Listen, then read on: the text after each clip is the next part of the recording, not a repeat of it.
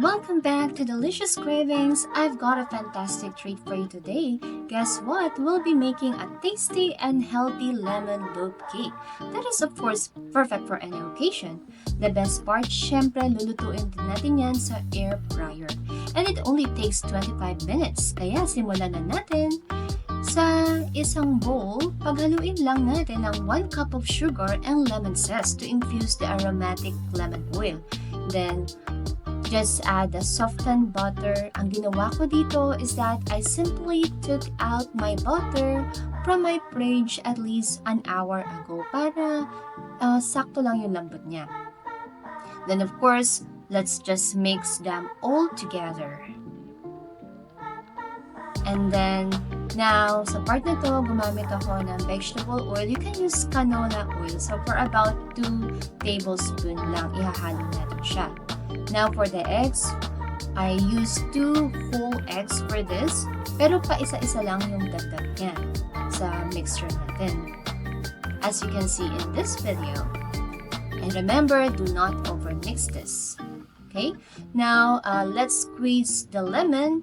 Kasi gagamit ako ng 2 tablespoons of lemon juice sa mixture nito.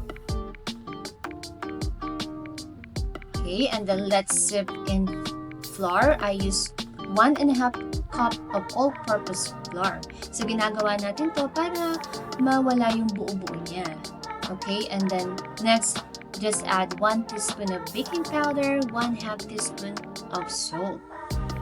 For the milk, I added 1/2 cup of evaporated milk. Okay, let's mix them, whisk them all together until light and fluffy or pale yellow yung mixture natin. And then, let's just put parchment paper sa loaf pan natin. I use 8x3x3 loaf pan. Then, itap lang natin siya to release the excess bubbles. I'm using the Simplast as you can see. Dito sa air fryer na to, I didn't need to preheat it. And then just remember to set the temperature, choose the bread option, and then it should be 175 degrees Celsius. As for the time, you only need to bake this for 25 minutes. And that's it. Okay, as you can see, it has an inviting appearance thanks to its vibrant golden yellow color that is achieved with fresh lemon juice and zest. I really love the color. Don't forget to do the toothpick test. Okay, let's remove the parchment paper and let it cool down for about 15 minutes. Now, let's prepare the lemon glaze procedure.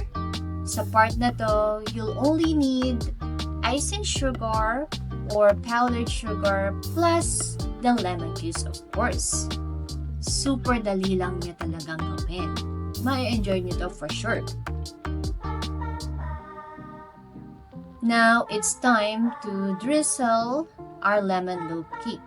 As you can see, this lemon glaze drizzle on top adds beauty and perfection to our lemon loaf cake. Topped with a delicate white lemon glaze, it creates a beautiful contrast, adding a glossy finish and a burst of tangy sweetness in every bite.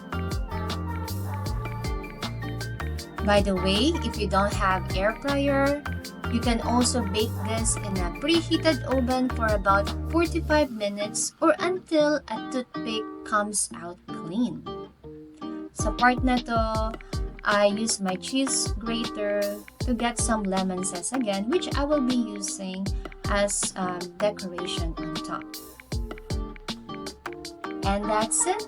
I hope you enjoyed this video. If you made it to the end, I want to express my appreciation for showing your love and support in everything I do.